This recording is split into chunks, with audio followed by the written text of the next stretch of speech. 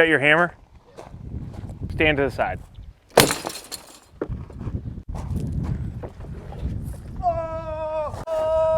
Oh, that staple got me. That went in deep. How deep? Oh, nice. That's a good one. Hell yeah.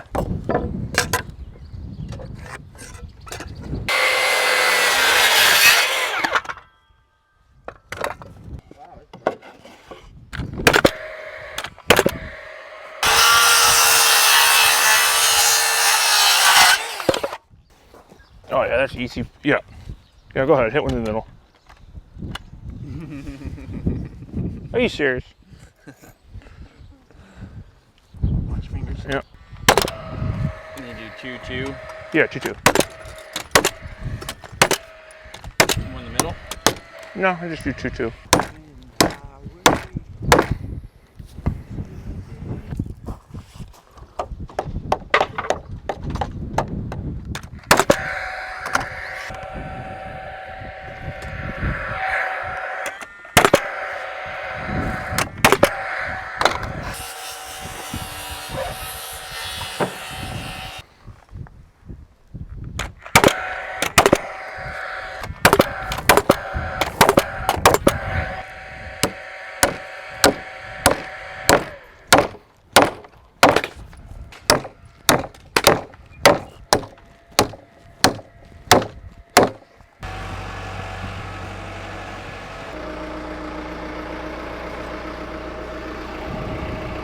Go ahead.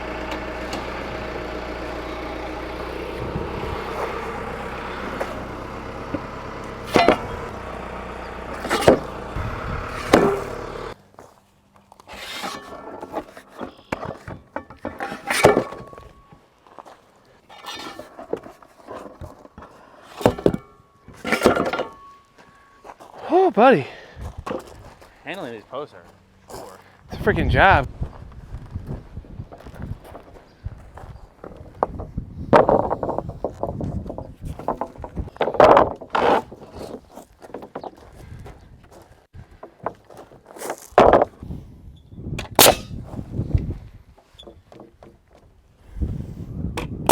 Gotta go your way. Okay. Oh, too much, too much, too much. Oh, wait. I got it. Okay, keep going away from you a little. One more. Do I kick it? Yeah, okay. There we go, that'll work.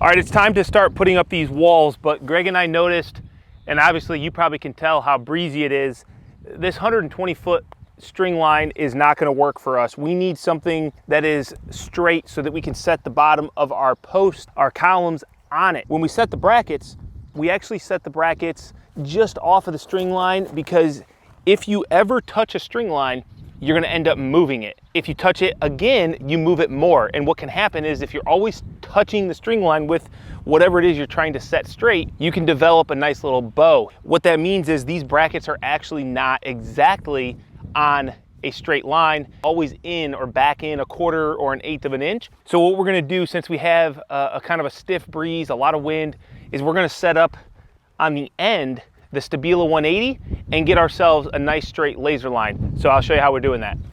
So first thing Greg and I did was we made a measurement on our end wall from bracket to bracket just to double check, and this bracket here is 3/16 of an inch in from the outside of where our actual column is gonna go. So what we're gonna do is make an arbitrary measurement here of 2 3/16. At 3/16 is where I want my column to be. I'm gonna make a mark here 2 inches past that, and I'm gonna do the same on the other end, 2 inches past where that corner column is supposed to be. Next thing I'm going to do is I'm gonna set up my 180. I'm lining up the plumb bob laser. That plumb dot is gonna be right on my 2 3/16 measurement. And while that's, yeah, I'm good on my laser point right there. I'm gonna take the receiver to the other end, and if you guys remember the 180, it talks to this receiver and it will move the laser line that I'm making right now to this receiver. So when I go down there and set this receiver location on my 2-inch mark, it will make that line perfectly lined up, and then I'll be able to take this receiver to each concrete pier, make a mark where 2 inches is, and use my tape measure to set the post bottom exactly 2 inches from the laser. Without the laser, I don't think we would be doing this. Now, if I would have thought a little smarter, what I would have done was I would have made this measurement that we're measuring off, this exact measurement, which is 2.5. And then I could just bump this right into my column till it was perfect, and then that's where it would be. But, oh well, we'll use a tape measure at 2 inches.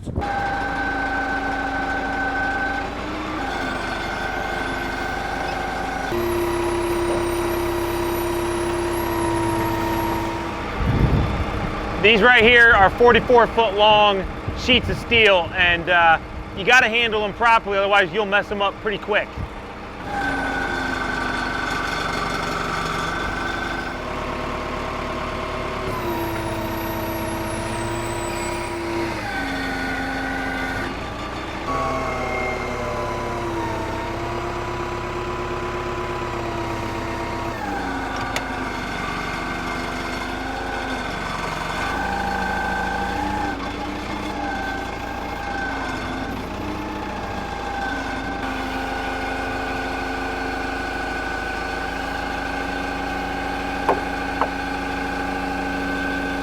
Maybe throw another nail in it, Greg. Did it come loose?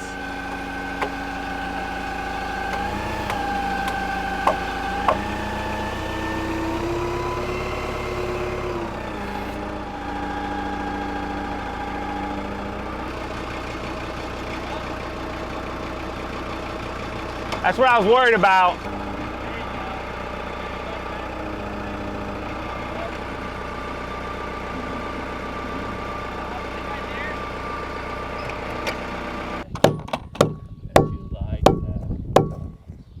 Okay, that's kind of nice though. We just put it at the bottom and then we can plumb it up. Whoa, freaking wind, man. I can push in pretty easily. Oh, let her off with the hair. Oh, right in there. Yeah, yeah. Oh, dang. Holy cow, dude. Yeah. That's the new flex? This is the new flex, dude. Flex impact. That's the one that's exclusive at Lowe's, right? Yes. The hell, are you sponsored or something? That's actually... That new flex drill that's exclusive at Lowe's is really...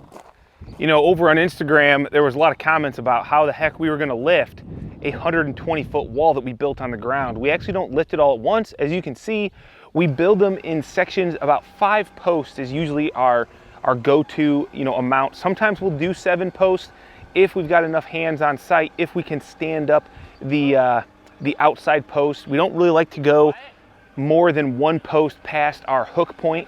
So if we're hooking 16 foot worth of post, 1 in the middle, 1 on each side being 16 foot away, then we can go 1 more post after that comfortably.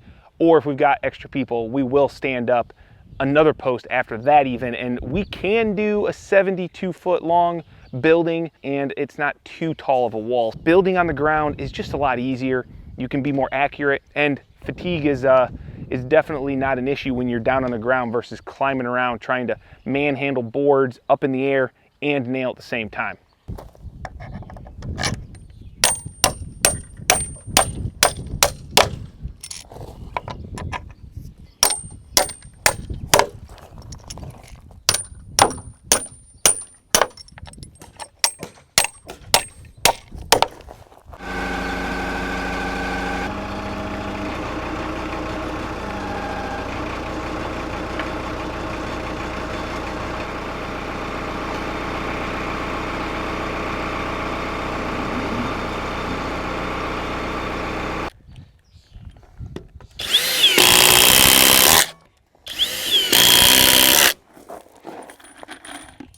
I think I need to get the triple hammer out just to confirm that I'm not crazy and that this thing is actually as fast as it is. Hey, What up, whiskey dude? Oh, don't lick me. I don't know where your mouth has been. It's looking more like something. Look at that, man. I told you they'd go up quick once we started. They didn't look that long laying on the ground. They never do. We were looking at it and they're like, oh, that doesn't look like it's going to be tall enough. You wait till that raised bottom cord is in there. Sure. Yeah, like I said, they look twice as long standing up as they do laying Always on the ground. do, yeah. And now you can actually see the inside of the building, Right. you know? Yeah, it puts more perspective Yeah, on it. when they're laying down, it looks tiny. It's always fun standing walls because it's just kind of like a lot of instant gratification, you know?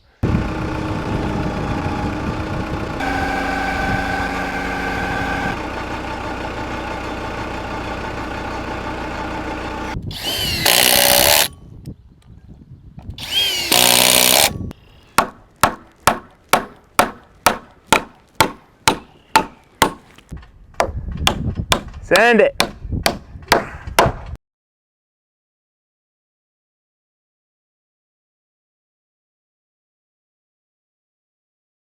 If you look behind me, this is a 30-foot beam. It's actually 30 foot 3 inches, and I'll get to why I've got it at 3 inches instead of just an exact 30, and it's for a 30-foot overhead door. We've got trusses that are going to be sitting on top of this, so I'll show you how we do that so that we can secure those trusses and get this beam up. First thing I got to do is lay out exactly where those trusses are going to go so that I can install the bracketry. I've got 3 foot of wall before my opening, but this is where that 30-foot 3 comes into play.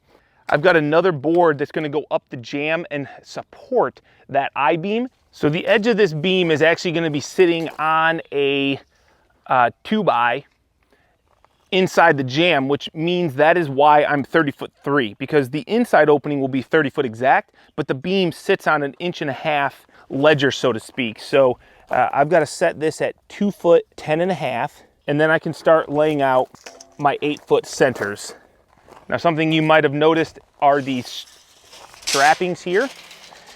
They're twofold. So we're going to be installing our header material, like our 2x12s. That's what we need in order to like attach our metal, the garage doors on the inside. These are actually furred out so that I've got a 7 1/4 beam.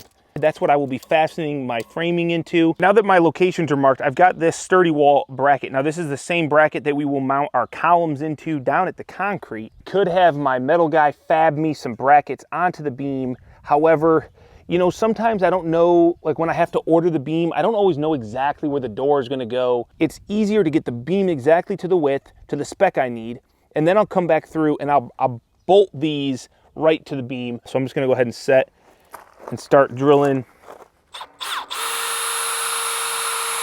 Get myself a mark. A little bit of thread cutting oil. This is where I wish I had one of those mag drills.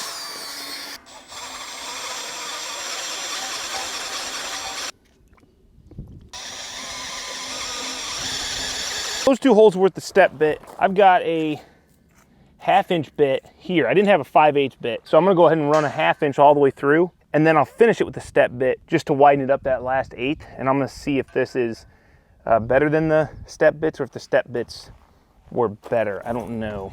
Even pressure, and you don't have to go fast. The slower you go, honestly, I always feel like it cuts better. If you go fast, it almost just burns. You see these curly cues coming out? That's a good sign. That means that your bit is actually doing cutting. It's sharp, it's cutting the metal. It's not just turning it into little shavings by rubbing it basically to a hole. So I'm actually cutting the metal with this bit. When you stop seeing those, you know that your bit probably needs to be sharpened or get a new one. So anyway, remember when I said this beam was 30 foot 3 inches? It's because I've got it setting on a 4th ply that's gonna go on the side of this post on both sides. I've got to go ahead and do that now. I've got a piece of treated lumber, and I'm going to cut myself a 4-foot block. It will be installed at this bottom 4 foot. But what I need to do, and this is something that a lot of you guys have commented on past videos talking about this detail and why don't I do it, and that is this bracket. Usually I cut this ear off on this side and then just flush the board right to the post and then put a through bolt all the way through. I figured, you know what? maybe it's worth the extra effort. I've got a router, and I'm gonna go ahead and router out the back side of my piece of wood and slap it up here. And I'm gonna take off 1/4 of an inch, which is the thickness of this plate on this whole board. I am excited about this new Metabo cordless router. This is a 1/2 inch router, the first cordless 1/2 inch, and it's a plunge cut router. So you can see the plunge base. I love this, the way the handles are. Now, this will be the first time using it on site. I've just played around with it in the shop. So let's just go check this out.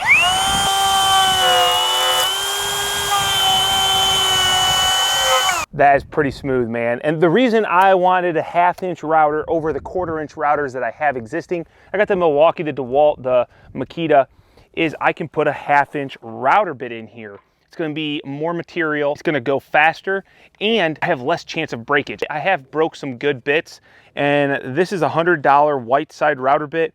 It's a flush cut upward spiral, and what that means is as you use it, you can check out the material will kind of fly up.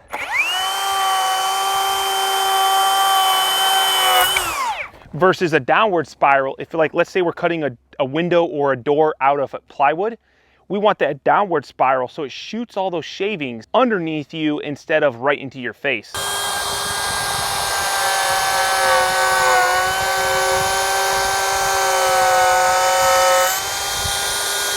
Oh, that's sweet, man. Dude, that is so smooth. So now I have my routed out back, and you might be saying, well, Kyle, what about your bolts and your screws? You got to take into account for those, and yes, you would be correct. So what I'm going to do is just line this up right where I want it, and I'm hoping that this will work. So now what I'll do is I'll router out those holes.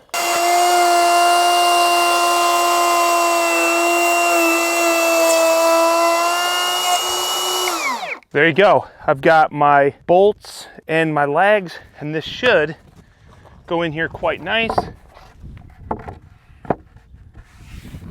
Boom. That was not that hard. I'm not quite sure why I didn't just do that a long time ago. Even though we're going to be doing 4 1/2 inch through bolts up on the beam, we're going to also use this as somewhat of a ledger that is going to also rest on the entire length of this post, and it will have a bunch of these 20 penny ring shanks in here helping with the shear strength, and I feel really good about this.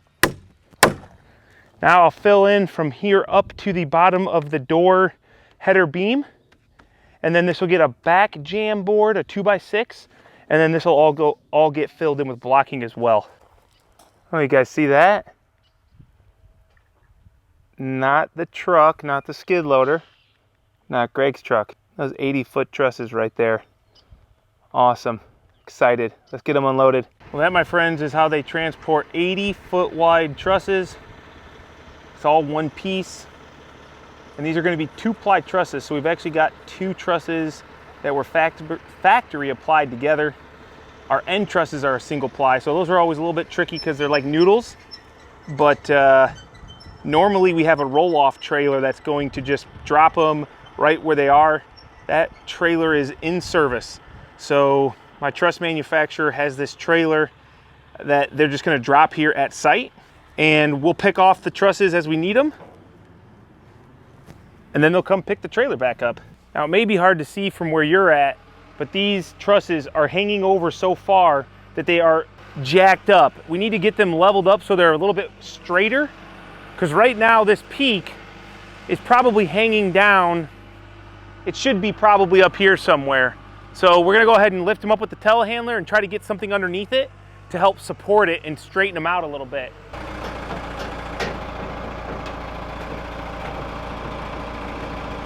Yeah, like right there, dude. Yeah, I think we'll just cut tight, wedge it underneath there, and should be. Put a block or something on the bottom so it doesn't sink in. Yep. All right, guys, I did not record it, but you can tell here we've got our beam laid over, and we went ahead and installed some 2x12. This is going to be on the back side of the beam, and that's where the garage door springs and opener, that's all gonna mount to this. And then we've got our little stubby columns. Now this is what our trusses are gonna sit in, and then we'll get through bolts, and that's how that's gonna all connect.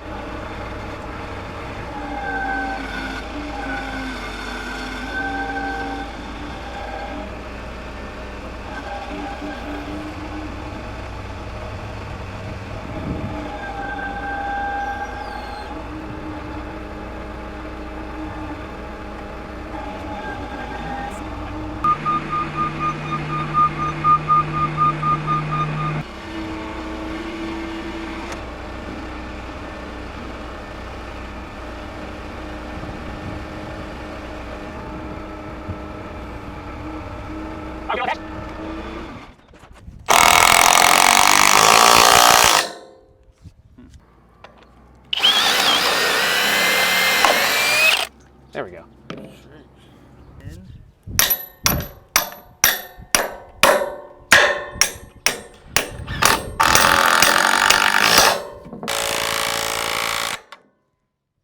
So there you go, that's how we connect it. It's sitting on the 4th ply here, and then we've got these 2 through bolts here, and then Greg's doing the other side over there, and this will carry the weight of our trusses. All right, it's finally time to, we got that beam up, you can see it back there behind me, and it's finally time to put our first truss on. It's a single ply end truss, and these are the worst because the single plies do not hang as well as a double ply. They're lighter weight, yes, but they don't hang as nice. And I'm gonna pray that these go well. I've never done, Greg and I have never hung an 80-foot wide raised bottom cord. We've only done flat bottoms, which I don't know if that adds rigidity or makes it even more floppy, because what happens is when you pick one of these heavy trusses, these long trusses up, if you don't have the proper spread, what can happen is the ends can want to like come together and slap hands. You don't want that. So we want to hang it so that the truss hangs flat. I'd be lying to you if I said I wasn't a little anxious about this. That's a long ways for that wood to be hanging. So here's gonna be the tricky part, dude. I'm gonna need you to make sure that as I'm lifting, I don't ever take the tips that way or this way. I wanna be straight up.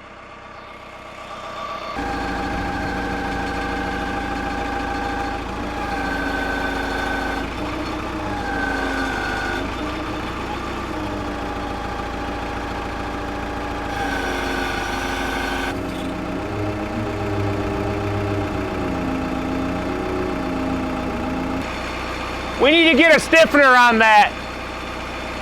What we did was we attempted to pull this first truss off, see how it hung. Every truss hangs a little different, and like I said before, I've never done a raised bottom cord this big. So I didn't know how it was gonna react, and I'm just being honest with you, I didn't know. If this was a regular 80-foot bottom, flat bottom truss, I would know what I would have to do, and normally we just go ahead and screw a couple 2-bys at the bottom cord to keep it from wanting to come together. I think because this raised cord is there, it's gonna be even worse and a little bit more cumbersome. So we're gonna bring the lift around and we're gonna screw some framing lumber to this to put a stiff bottom on it so that we can get it installed. Trusses are not strong until they're installed properly.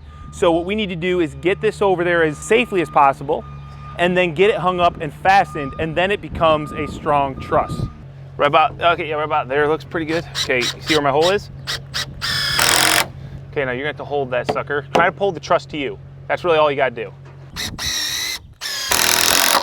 Your boy just pulled it with a screw, man. Look at that.